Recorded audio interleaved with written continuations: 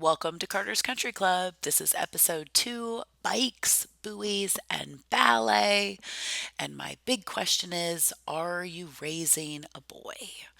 As I have mentioned many times, I continue to record this content over and over and have little issues and need to tweak it. So, this is part 5, and I am going to keep rolling. And I want to ground us in with a more popular song from Gillian Welsh. I don't know if I would call her pop country. I mean, I really wouldn't. Have you seen her and David Rawlings? I really hope you have. I think I've mentioned this before. When Carter was a year old, the first concert that I got to go see, and Christian, who I showed swimming with Carter, she babysat Carter for a long night. And my friend Soda, who called and checked on me yesterday, who's doing amazing things with Pilates and yoga festivals and all the things. Soda said, I have another ticket to go see Gillian Welsh and Dave Rawlings at the Ryman. Do you want to go? And of course I said yes. And it was amazing. And it was like the first night out for me, after having Carter. So you probably know this song. And if you don't, you should. I'm going to keep shoulding all over the place. You should.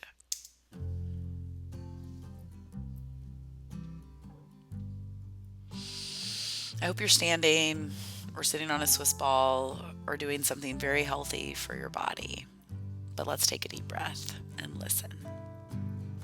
Oh, me, oh, my, oh, look at Miss Ohio. She's a running around with a rag top down. She says, I want to do right, but not right now. So true. Let's keep rolling. Okay. I want to do right, but not right now, right? Right now, I would rather be doing so many other things than sitting with this headset on, recording this for what feels like the millionth time. But I am here because my intention is to be with you in person. My intention is to create this thing that I call Carter's Country Club because I am very clear that we get to raise our kids, and that it seems to me, and I've had this conversation with a lot of people, that 90% of people are not raising their children. And it's a larger percentage that do not know the difference between right and wrong, objective morality. Okay. So seems clear to me. And the other thing is that I don't really feel that people are reading. Okay. So I talked about that at the end of episode 2, part 4. And here's some books. Some I've referenced before, some I want to dig a little bit deeper into. Krivda, The God Tricks Against the Matrix. I'm going to just keep hammering it home. You've got to read this book. Yes, I'm aware that some of these things you are going to be aware of, but how deeply Rytort digs into this is just hugely impactful. And I wouldn't know anything about her had it not been for Paul Check's 4-part podcast series, which I have referenced before, and I referenced Paul Check and Steiner in part 4. Second book, classic literature. Again, you know this one, Little Women, but if you haven't read in a long time, I invite you to read it. And I think when I was creating the slides, Carter had listened to Little Women and he had moved into Little Men at that point. And when right now, like I said, I'm getting ready to go pick him up at Public Theater, where he is doing his first school day performance of Harriet the Spy. And their last production was Little Women, and Carter and I found it interesting that they left out. And I get it, you've got to cut some things out, from a book to make a play.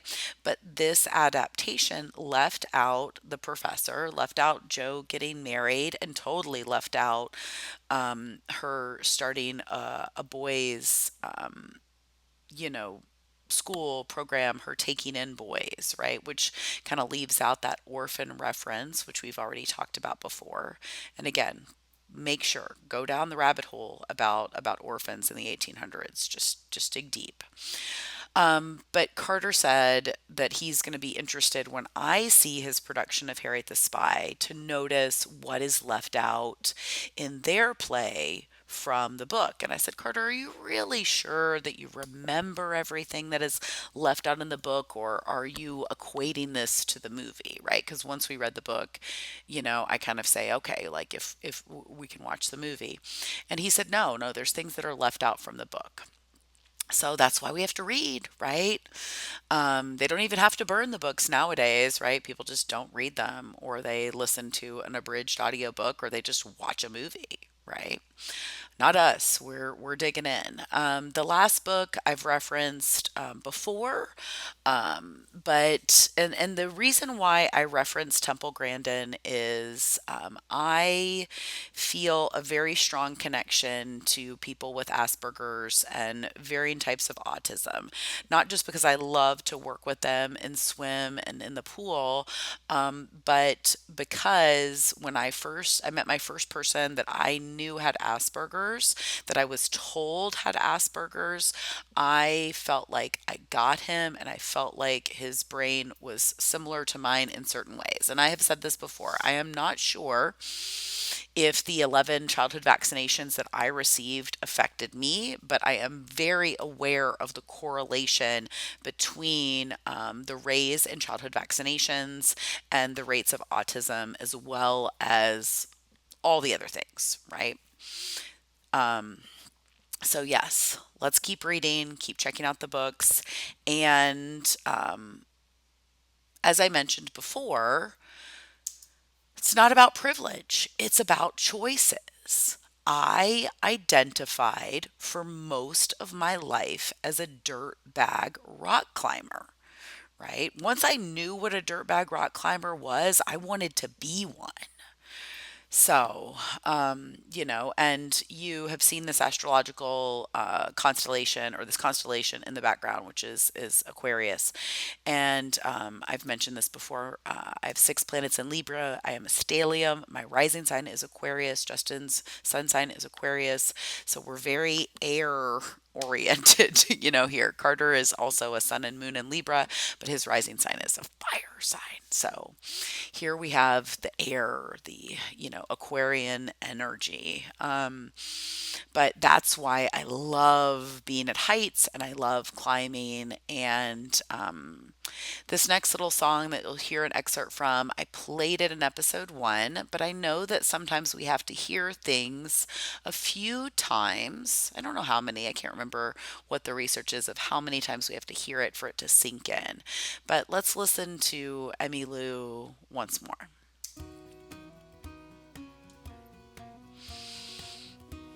Again, I invite you to take a breath,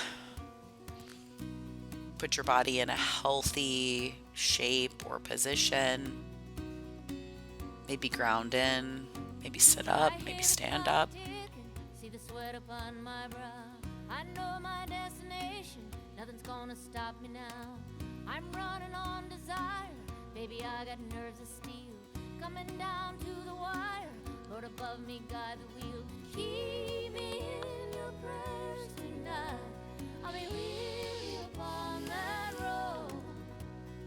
I know the finish line's inside, but I still have a ways to go.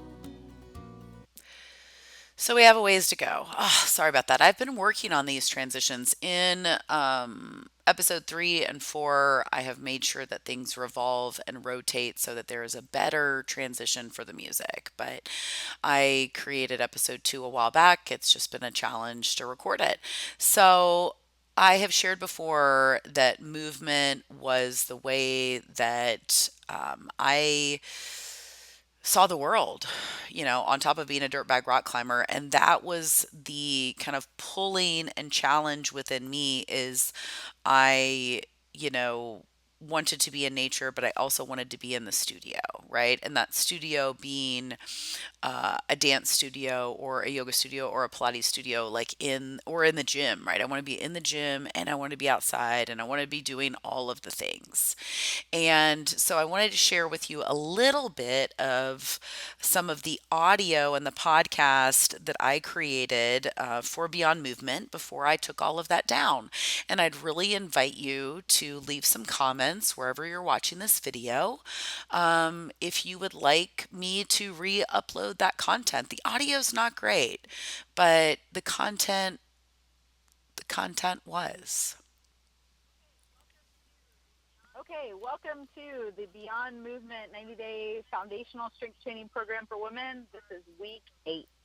Our physical focus this week is gait movement, locomotion, lateral movement, and hip circumduction. We will begin moving into the deep work of this training, where your past beliefs may begin to surface. With that said, we will start to move more and discover what movements we are capable of executing with speed, and also noting what needs work. Our metaphysical Let's take a focus deep this week breath. is commitment. Your challenge this week may be a challenge itself. Coming into the last third of this program, you've worked hard. Now it's time to renew your commitment. Focus in on the things that matter, the things that deserve your faith. Be committed to your life. Follow even the smallest of tasks through to their completion. Reground in the strength of your will. Write out your vision for the final 4 weeks of your program. Use it as a launching pad in the rest of your life. Who are you down this home stretch? Where haven't you gone that is in your heart to go? Reaffirm your vision and desire for your life and flex the muscle of your commitment to it. And that's Jeremy Blakely. Oh, that was So a this better week, our transition focus. there. Glad that was in there.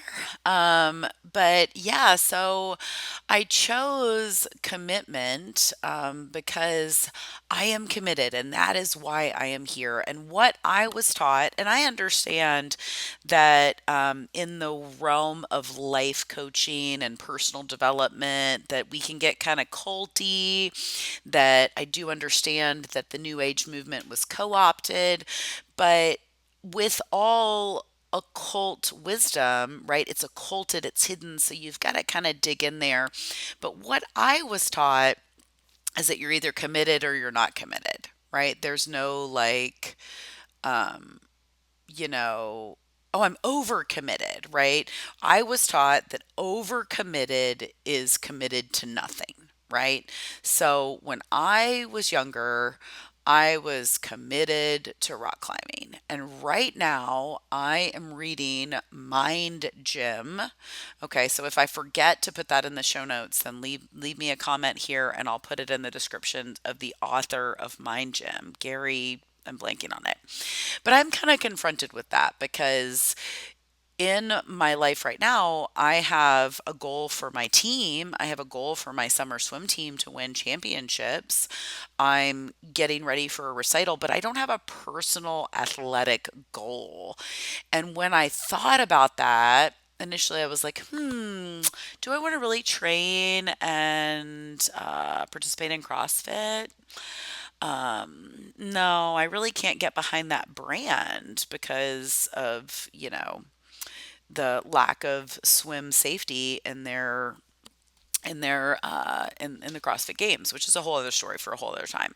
But I was like, I think I need a climbing goal, right? And so I think some of you all knew that, and I talked about in episode 1 why I felt that climbing was the best place to raise Carter. And I talked about making the wrong and the right choices in episode 1 and not backing up your brake hand when you're rappelling and your child's on your back is a wrong choice, you know. And if I was only going to focus on my athletic endeavors or my artistic endeavors and not do my best to end human slavery, then that would also be wrong. So I don't know. Like I said, as I'm reading Mind Gym, I'm really like, I need a bigger goal to kind of like Michael Beckwith says, pull you forward. And I don't know what that is. But when I was in my 20s, it was all about climbing, right? These are images from some of these images are from Courtright Reservoir that you have seen in California, which is super cool. I think I've talked about before. when I talk about like water safety, I did probably the most unsafe thing that I've ever done at Courtright Reservoir. I don't know, maybe there's other things, but there's like a, maybe about 50-foot boulder like out in the middle of that lake, and everybody was jumping off of it. And I don't have, or didn't then, I probably have a better broad jump now because we do a lot of them in gymnastics training in my gymnastics classes. But at the time, I didn't really feel great about jumping out. And so, I kind of cautiously, jumped, but I had to clear something, right, to land in this kind of glacial lake. And I did clear it, but I don't know whether, you know, I mean, obviously, if I hadn't cleared it, I would have just landed on some granite, and I wouldn't be here talking to you. Um, but and it was super cold, right? So I came out and I got to have that experience of being in like really cold water and being totally disoriented, right? Like I was like, how do I swim to the side, right? And so even when we're quality swimmers, like myself, an ex-competitive swimmer and now, a coach, um, I was pretty dumb there. Just jumped right in and was like, I don't, the whole like Red Cross teaches this thing like look before you leap. I knew there was some rock that I had to clear.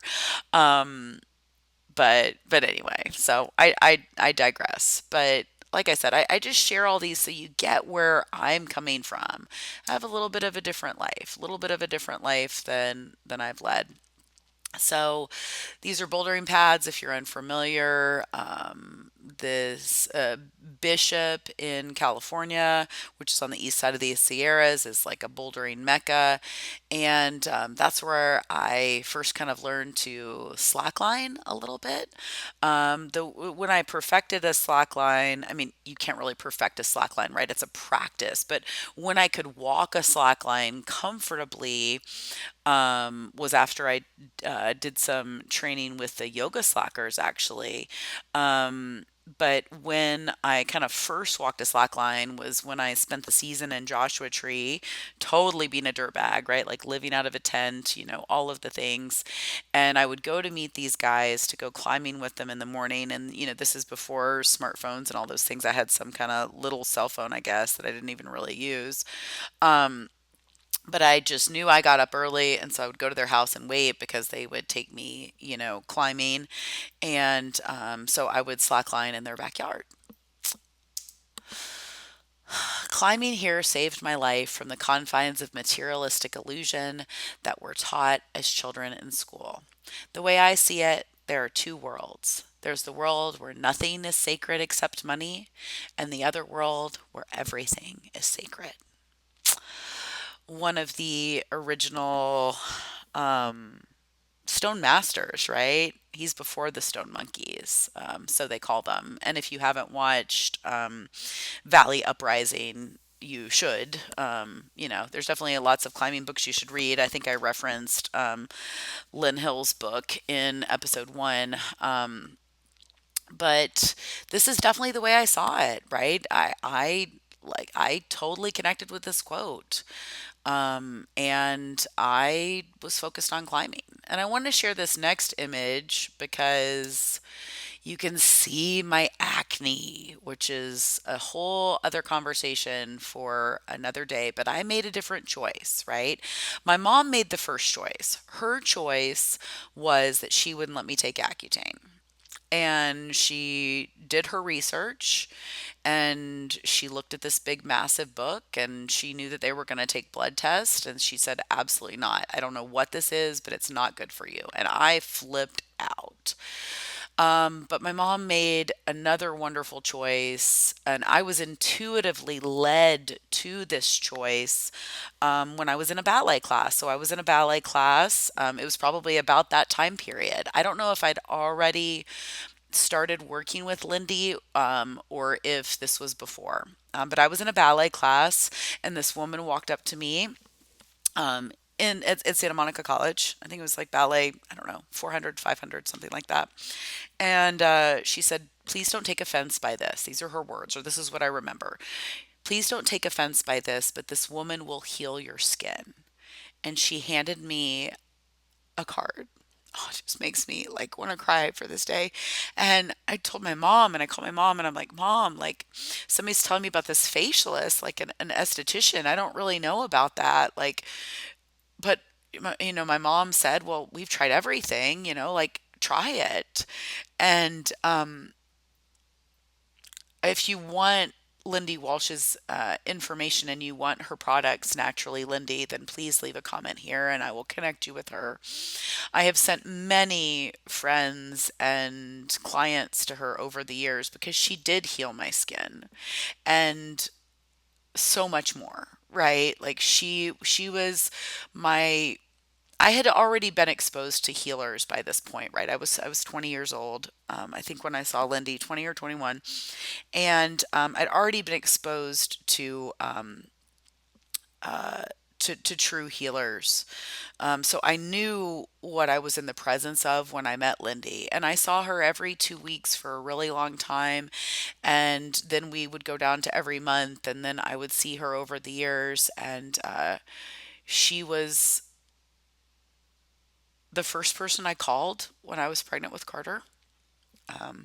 And the second person I called was Guinevere, who was another intuitive medium that Lindy had given me the choice of cards. Again, it was another like not a card, but like a choice of cards, and it was Guinevere's card, and those were the first people I called, right? Because like I said before, I didn't intend on being a mother, and they both told me the most wonderful things. So I want to make that heartfelt connection. If you have struggled with your skin, please don't seek big pharma. Please know that there are other ways. And Lindy's work with me was far beyond, far beyond. And it ties perfectly into this episode about gender because Lindy has always advocated for me accepting myself as a woman and then accepting myself as a mother because I didn't want either one of those things. And I'm really grateful for her. And these women were my fellow climbers during that time in my life, and I love them very much. And Laren on the left there, also a dancer who also got to experience Lindy, and her children are dancing too, and just amazing. And she is a professor, I believe, still at UCLA. She's wonderful, all of the things. And then Irene there in the middle, I got to meet her because we shared a mutual friend that died, and I was supposed to climb with him the the the day after he died, and then I went up to Pine Mountain and I ran into this woman, and it was Irene, who he had loved and I had heard about, and it was just really cool. And Irene took all these pictures, so all these old pictures, and shared them a number of years ago on Facebook, and so I took them all. And here's a quote from, I guess, like a stone monkey, right? Not the stone masters, but like the younger stone monkeys from Cedar Wright. Dirt bagging is dead. And so, like I said, all I wanted to be was a dirtbag rock climber. And this image on the far right, this dog is Vaughn, who was half coyote, half German shepherd. So beautiful. I used to bring him those like pig ears to eat and earned his trust. And you can see in the background his owner's converted Tacoma that says Dirtbag Climber. And I was fascinated by them from the beginning, and which is why I was fascinated with Justin because he was the same, wanted to be a dirtbag. Why do I climb? I'm glad you ask, because that solves some of your problems. Climbing solves all of mine. Fred Becky, the original dirtbag, right? So definitely you should watch that documentary, read about Fred Becky, super cool, all of the things. But I Also, Laren that I referenced earlier, I showed you the picture of her. She was the first person that called me an athlete. I couldn't believe that. I was like, I'm not an athlete. And she's like, and I said that because wasn't good at ball sports, right? I think I've mentioned this to you before, but maybe I haven't. In my junior year of high school, I didn't remake the JV soccer team, right? Didn't remake the team as a junior on the JV team, right? The junior varsity. And so I came crying to my mom and she said, "You should just take more dance." And so I did. And so that's, this part of me, right? I thought like, oh, I know I'm a tomboy, right? I know I love movement. Um, but because I wasn't, quote, good at ball sports, I didn't think of myself as an athlete. I didn't identify in that way. So here's a quote from Little Women that I referenced earlier. It's bad enough to be a girl anyway when I like boys' games and work and manners. I can't get over my disappointment in not being a boy, and it's worse than ever now, for I'm dying to go and fight with Papa, and I can only stay at home and knit like a pokey old woman. So when I read Little Women, I, of course, loved Jo March, right? And so I want to end episode 5 with with the journey that I got to go on because of Lindy, who healed my skin, because of going through mastery and transformational training and being what they call a lady in red. I got to accept myself as a woman. And had I been born at a different time, I don't know if I would have gotten to go on that journey. And so the image on the far left above the quote is one of my birth partners and me, who was one of the first people that talked to me about gender. I think actually we talk about gender and appropriation in one of the early rounds of Beyond Movement. She's an amazing practitioner, but she was there for my birth, and that's like literally me in labor on my stairs, which are right behind me. And the image of the two babies is Carter and his good friend Amata. And I'll have to go to the next screen so you can see them as they're a little bit older. And then we're going to see Amata in a few weeks. Carter is going to train with the Louisville Ballet a little bit this summer so that we can go to Louisville and or Louisville, as we say, and be able to see his friends Amata and Ari up there. And the other images, the first one in the lower right hand corner with Carter clapping, is that first ballet performance that he saw at Nashville Ballet, which is one of the studios that, if he chooses, he will probably get to train in for the next year. Carter was offered a full scholarship for the Young Men's Scholarship Program for Nashville Ballet to take level 1 academy classes as well as men's class. So it comes full circle, right? You go in those environments and then those opportunities are afforded. That's Carter on my back in one of my friends' actually backpacks before Carter broke our kid carrying backpack.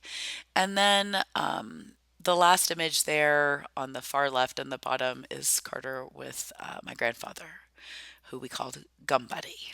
And I've talked about this before, but in 2020, Gumbody passed away.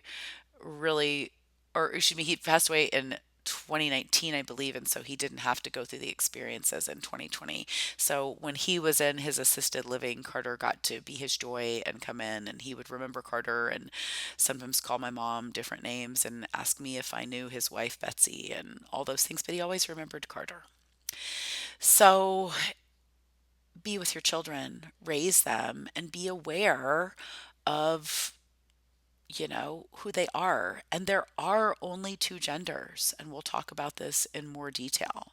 Yes, I am very clear that we can express ourselves differently, but biologically, and if we're looking at our creator's law, or natural rights, or all of those things, those are gender is a natural law principle.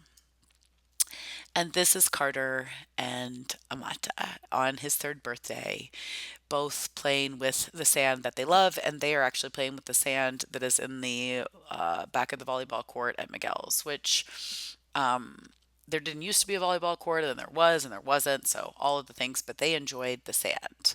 I am going to go to one more slide because I do think this is important to end on because it's another quote about tomboys. Tomboy, all right. Call me a tomboy. Tomboys get medals. Tomboys win championships. Tomboys can fly. Oh, and tomboys aren't boys.